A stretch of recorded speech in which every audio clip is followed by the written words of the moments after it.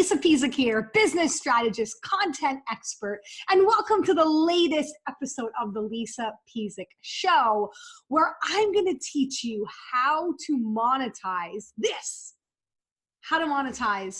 your podcast. Because let's face it, if we don't start making some money in our business, or if you're not at a point where you're making recurrent, residual, passive income in your business, you don't have an actual business.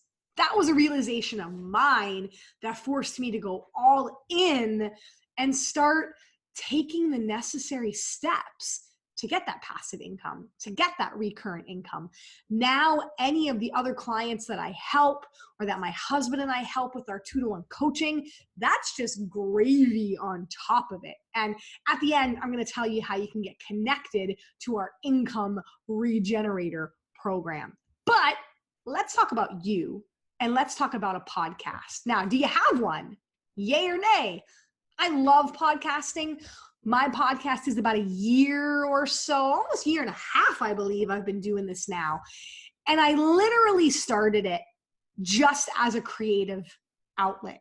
I love just sharing my thoughts and my beliefs. And I love interviewing other people and having them on here because I feel like there's so much gold that we can learn from each other if we give people the opportunity. And if we step up to the plate and we start sharing more of ourselves. And when I first launched this podcast, this was it. I literally clicked on Zoom for hosting, hit play, and off I went. Loaded it up on Libsyn as the provider that I use, which gets connected to Apple, and off we go. I had no intro, I had no outro, I had no mic, I had no lights because I do turn this video, of those of you that are watching this on YouTube, hello, and I'll talk to you about how to multi-purpose it as well. So I use this audio and this recording and this video multiple ways in my business. But I literally just started my podcast because I wanted to spread my message.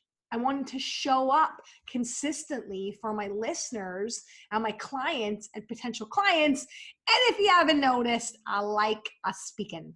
I love sharing this way. So it's just something that I genuinely love to do. Video and podcast are my 2 favorite ways that I show up. Yes, I blog and I do newsletters and I do master classes, but I love that face-to-face or that I'm in your ears kind of connection that we can have on a podcast. So I never started with the idea of monetizing it or making money from it. I literally just threw it up there to get it out there and start somewhere.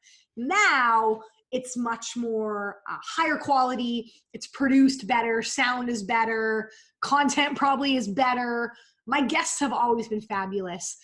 But now I can monetize with it.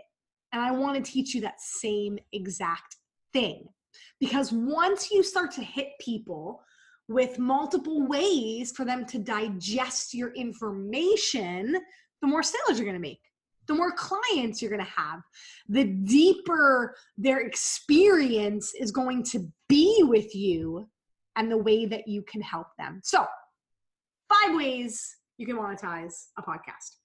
Number 1, joint venture, meaning you can have a guest on your podcast. They can offer something at the end and you can get a piece of that, because you've given them the exposure by having them on your show. So that's one of the ways that I love to joint venture with the guests on my show. And if they offer something at the end and people buy it, you get a piece of that because you provided the authority and the platform. And they're blasting it out to their people with the authority, but you've provided the platform. So that's one way. So you want to think about who is that you would trust your list with. So sometimes I have people, they don't offer anything because they just don't want to. Sometimes they offer freebies, meaning a free download or free video, or sometimes they do make an actual offer to a course or product or service. And if someone's going to make an actual offer, I want to make sure it's someone that is going to take care of my customer the way I would take care of my customer, meaning that their heart and their mind is in the right place. They put out world-class information that they've spent time putting some love into, and they know that it works and it's successful and they've gotten that result for people.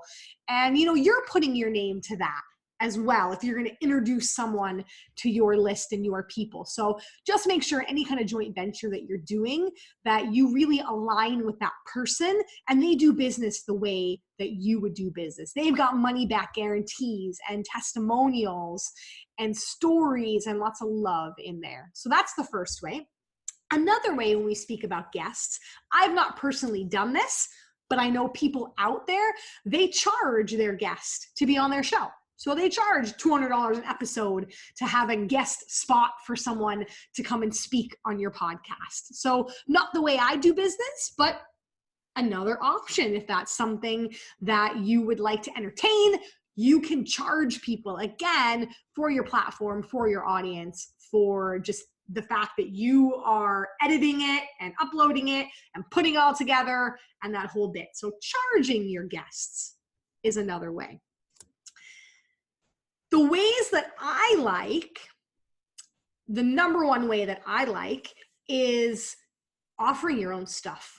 So having a really solid call to action at the end of your podcast, inviting people to buy one of your products or courses or services or whatever it is that you offer, offering your own stuff. But here's the thing with that. You have to know what you're going to offer. And I like to give 3 times value before I make an offer. So let's say I'm doing that via email automation. I like to send people 3 emails that just teach them something that's going to make their life better with no offer at the end. It's purely just educational based information or education based marketing that you might have heard it called. So I like to do the same if it's personally my podcast, just me. I don't make an offer to work with me, a paid offer at the end of every podcast. I'll do 3 podcasts where I just offer something free, one of my free lead magnets, a free consultation with me, and then whatever I'm going to offer at the end on like that 4th time, value, then the offer, I make sure that my content is kind of teeing up that offer, meaning that I'm painting the aspiration that if they buy my Online in 9 course, they're going to learn how to get that first online paying client. So I'm going to be teeing up 3 days of maybe the pain. I mean, I'm agitating that pain a little bit, that you don't like your 9 to 5, you only get paid hours for dollars, you can't ever take vacation. And I'm painting, did you know you can make a business out of this? Here's some online business ideas. Did you know that tech's not so scary? You don't need a website. You don't need to spend $1 bajillion on all this technology when you start. This is all that you need.